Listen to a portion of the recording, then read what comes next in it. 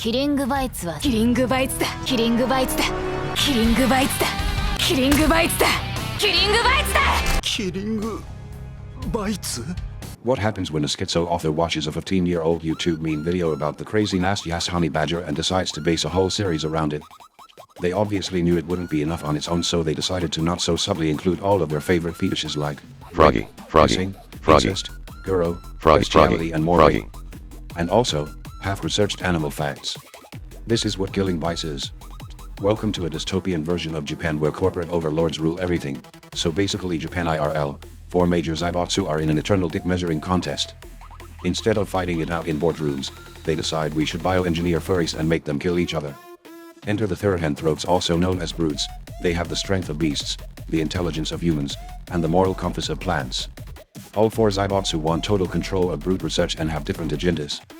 Obviously, the best way to decide who gets to fulfill their sick desires is a good old-fashioned battle royale tournament to the death on a remote island called the Death Royal Tournament. Yes, really. Snap an exploding collar on your favorite pets and let it rip. So, who takes part in this? Hitomi, Honey Badger, or Ravel? A high school girl with zero fear, infinite plot armor, and a body count higher than the Mongols. Somehow manages to one-shot or kill everything in sight despite being a glorified meme from 2011. She is sponsored by Yanomoto, the main guy.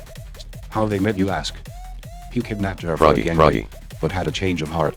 Red, he pussied out and instead brought her to her first fight against the strongest no brood, Leo the Lion. Yes, that's his name. Obviously being the Mary Sue she is, she one-shots Leo in the first episode, but we get back to this later. Her main attack is called Slash, very original. She is the only not bioengineered brood, baby she was born this way. Groomed by Gecko when she was 6. Yanomoto, supposed to be the relatable average Joe and audience stand-in, pretty hard to relate to him when he literally starts out being a getaway driver for a big van, in reality a loser college dude. He has 0 fighting skills. He ends up owning Hitomi because he bet his organs for her first fight being a success. An annoying pussy who also turns out to be a weeb. Remind me of someone watching this video. Shitoraki, a private scientist who seduced Hitomi while she was still a little girl, doesn't officially align with any of the Zaibatsu but engineers a coup so hybrids become legal in Japan. Probably not so secretly evil, if the Epstein undertones weren't a dead giveaway. Then there are the different representatives and fighters of the 4 Zaibatsu. Mitsukado Zaibatsu, the elite old money aristocrats with the god complex. Representative, Yoko Mitsukado, absolute elitist and granddaughter of the Mitsukado boss, hates hybrids, because ever since they were invented her grandpa stopped molesting her, and she liked it. Yes, really. Fighters. 10 Yugo, Leo the Lion. Since he gets mangled in the first episode by Hitomi, doesn't take part in the Death Royal. Supposedly the strongest brood, focused on the side. Jerome Hongo, sumo wrestling grizzly, there to pad out the cast and job to Hitomi. Takeshi Kito, pangolin hybrid, an unhinged vegan, so basically a regular vegan, who believes trees have feelings and will kill anybody who touches grass. The secret weapon and final boss of Mitsukado. He has unbreakable armor, insane durability, and can transform into your final form. Shota Yabe, Harambe fanboy, plays the aloof nerd, becomes a psycho when he transforms, probably frustrated because gorillas have the smallest ppm of all apes. Ticks out. Yatsubishi Zaibatsu, the true neutrals, at least they don't have any rapists on team. Representative, I don't remember, he was too generic lol. Fighters. Nakanishi Tigger, Tony Tigger. I am very honorable fighter trademark. Supposedly the second strongest fighter after Leo, also wants to sword fight Leo or something, spends half the anime getting used as a chew toy by a crocodile, refuses to believe Hitomi mangled his boyfriend, gets mangled himself. There is a Nakanishi, Chester Cheetah. Tiger's unhinged panty-stealing sister, trash-talking speedster. Horny for fighting. Also, just horny in general. Kaori Rakujo, civet hybrid. Only there so the author can include a lesbian sex scene, uses pheromones to make others so horny they start fucking instead of fighting. Probably poops pretty good coffee. Sumitomo Zaibatsu, basically, the Yakuza, comically evil scaly enthusiasts. Representative, Sumimoto Miyabi, big brain 4D chess player, respectably bold, unfortunately forgets killing bites isn't chess, but mills. Fighters. Ryaji Shiina, Mr. Crocodile. The ace of the Zaibatsu, has regeneration, the strongest by force, an extra transformation, a mace for a tail, obviously gets beaten by multiple weaker animals, Jobber Kane. Den Onima, budget Vegeta looking ass cobra hybrid. Froggy. Fittest, that's his whole character, he is a rapist who rapes and wants to rape all women. He even has chloroform as his special ability so he can eat more easily.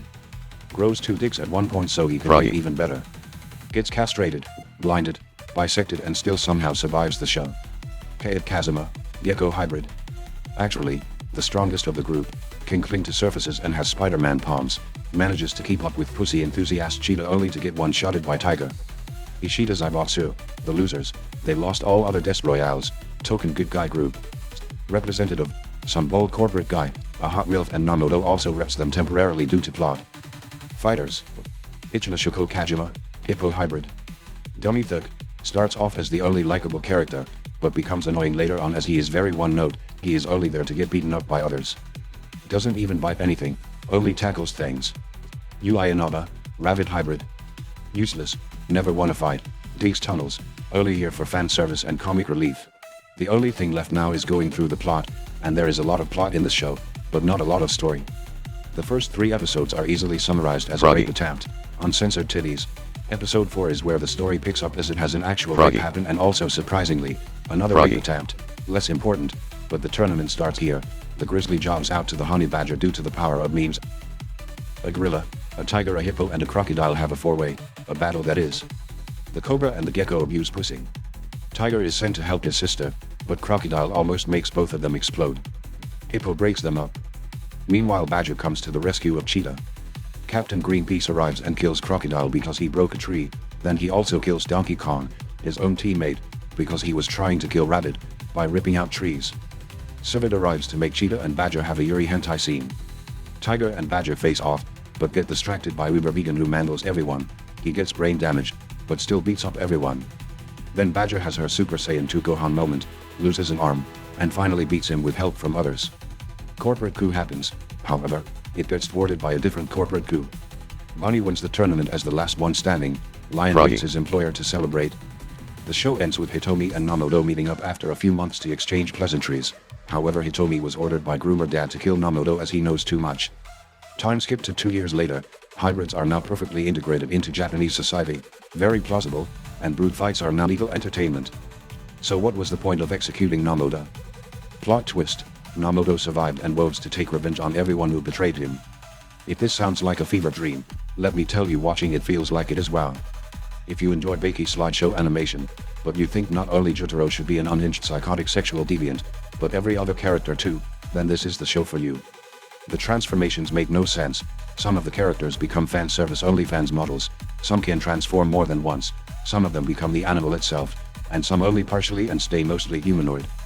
It's a rotten milkshake of a show, a true 3 out of 10 that you forget about while you are still watching it. To be honest, I started writing the script right when I finished the show and I still had to look up some details, because I just spaced out or fell asleep at some parts.